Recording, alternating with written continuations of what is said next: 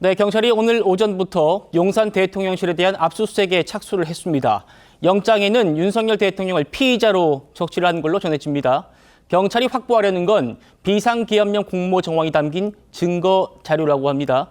취재기자 연결해서 자세한 소식 알아보겠습니다. 이낙원 기자, 압수수색이 끝났습니까? 아니면 제대로 이루어졌습니까? 네, 국가수사본부 비상계엄특별수사단은 압수수색 절차를 밟기 위해 대통령실과 협의했지만 별다른 소득 없이 마무리한 것으로 보입니다. 압수수색 영장을 집행할 수 있는 시간이 일몰 시간 전으로 정해져 있어 일단 철수를 해야 합니다. 압수수색 영장에는 윤석열 대통령을 피의자로 적시했고 대상은 대통령 집무실과 국무회의실, 경호처 등으로 알려졌습니다. 오늘 특수단은 대통령실과 자료를 이미 제출받는 형식으로 진행하려고 협의를 했는데 이 협의가 안 될 경우 특수단이 내일 다시 압수수색을 시도할 가능성도 있습니다. 지금까지 사회부에서 전해드렸습니다. 자, 그러니까 경찰이 압수수색을 시도했지만 대통령실의 반발로 이미 제출도 받지 못하고 지금 일몰이라는 그 영장 시한 때문에 철수를 했다, 이런 소식 같습니다. 이현종 의원님. 네. 박근혜 대통령 탄핵 때도 그렇죠. 검찰이 청와대 압수수색하려고 했지만 불발됐었지 않습니까? 네. 그러니까 대통령실이 어떤 이유로 이걸 막을 수 있는 겁니까? 일단 그때도 이 당시에 압수수색을 하려고 했지만 예. 대통령실이 중요한 어떤 보안 시설입니다. 보안시설. 이 보안 시설 같은 경우는 이제 이런 압수수색을 거부할 수 있는 권리가 있어요. 그래서 당시에도 오랜 시간 동안 협상을 하다가 결국 이제 당시에 경호처하고 비서실에서 특정한 자료를 밖으로 내주면 그 밖에서 이제 이걸 압수하는 형식으로 해서 이제 그때 마무리가 된 걸로. 그때는 그렇게 마무리됐군요. 네, 이번 같은 경우는 지금 아직 이제 그거에 대한 어떤 협상이 제대로 이루어지고 있지 않는 것 같습니다. 아마 예. 국가수사본부 입장에서는 직접 들어가서 본인들의 어떤 필요한 자료들, 당시에 윤석열 대통령의 면담 기록이라든지 국무회의 회의록이 있지 않겠습니까? 이런 거라든지, 그다음에 이제 윤 대통령이 뭐 사적으로 어떤 통화 내용이나 이런 것들을 아마 압수하려고 했을 텐데, 아마 이제 대통령실은 이 원칙을 들면서 일단 직접적인 압수수색은 안 된다. 일단 목록을 제시해주면 아마 그거에 대해서 살을 주겠다. 아마 거기에 아마 신경전을 벌이다가 결국 오늘은 하지 못한 것 같습니다. 예.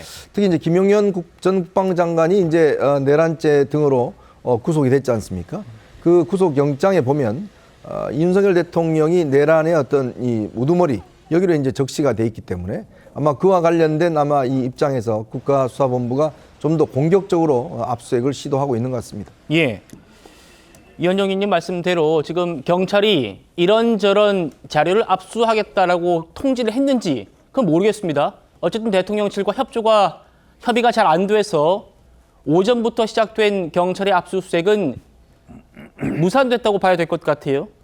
압수수색 영장에는 그 압수수색을 할 수 있는 시한까지 적시가 되어 있는데 그게 오늘 일몰까지였다고 합니다. 일몰이 한 5시 10분대의 일몰이어서 아마 경찰은 더 이상 하진 못하고 철수 단계라는 게 우리 취재기자의 얘기였습니다.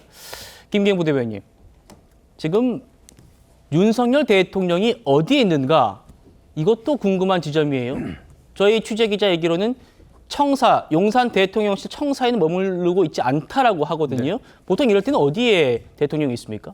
지금 제가 알기로는 대통령 한남동 관저 있지 않습니까? 관저요? 관저에 있는 것으로 알고 있고, 아무래도 지난주 토요일 오전이었죠. 대통령이 대국민 담화 이후에 계속 거기에서 머무르고 있는 것으로 알고 있습니다. 뭐 오늘 압수수색 영장에서도 대통령이 영장에 적시되지 않았습니까? 그리고 또 뭐 헌정사상 처음으로 대통령 출국 금지가 된 상태고, 계엄을 건의했던 김용현 전 장관이 구속이 된 상태이기 때문에 결국 검찰과 경찰과 뭐 공수처의 수사의 칼날이 대통령 본인에게 향하고 있다는 것을 알고 있는 만큼 이 부분에 대해서 법적 대응을 어떻게 할지 이 부분에 대해서 좀 상의를 하고 있어서 간혹 대통령실 참모나 하면 경호처 직원의 어떤 차량들이 오고 가고 있다는 말들이 좀 나오고 있습니다. 네, 예. 그렇군요. 이승훈 변호사님, 그러니까 압수수색 영장의 피의자가 윤석열 대통령으로 적시가 돼 있고 또 어떤 자료를 압수하겠다 이런 것들도 구체적으로 지금 영장이 적시돼 있겠죠? 아마도 뭐 요즘에는 구체적으로 영장에 적시가 되고 그것만 압수해서 올 수 있는 거거든요. 예. 그래서 아마 구체적으로 적시했을 것으로 보여지고요.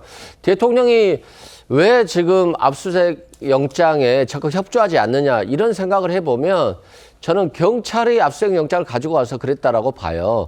대통령이 경찰을 믿지 않을 것 같고요. 아무래도 자신에 대해서 더 공격적으로 수사를 통해서 자신에 대한 체포영장 또는 사전 구속영장을 검찰에 신청할 수 있다고 보고 있고 또 그 관련 자료들이 경찰과 공유하는 것을 원하지 않을 겁니다. 그래서 검찰이 나온다라고 한다면 아마 의무제출 형식으로 받아줄 수 있지만 경찰의 경우이기 때문에 끝까지 거부하고 있는 것이다 보고요. 또 이게 계엄이 처음에 선포됐을 때 도대체 국무회의조차 안 하고 한 거 아니야? 그러니까 위헌한 거 아니야? 라고 했잖아요. 그래서 국무회의가 실제 열렸는지 그리고 도대체 국무회의에서 어떤 국무위원들이 찬성하고 반대했는지 궁금했지 않습니까? 그리고 또 대통령의 직무가 정지되면 권한 대행으로 국무위원들이 이 권력을 이어받아야 되는 것인데 벌써 한덕수 총리가 정말 반대한 거야? 또 최상목 경제부총리가 반대한 거야. 이런 것들에 대한 의심 상황이 있기 때문에 이런 것들 또 확인해야 되고요. 또 국무위원 중에 대통령의 계엄에 적극적으로 찬성하고 부역한 사람이 있다라고 한다면 이거 내란 범죄의 공범으로서 수사 대상이기 때문에 그런 것들을 다 같이 확인해야 된다는 점.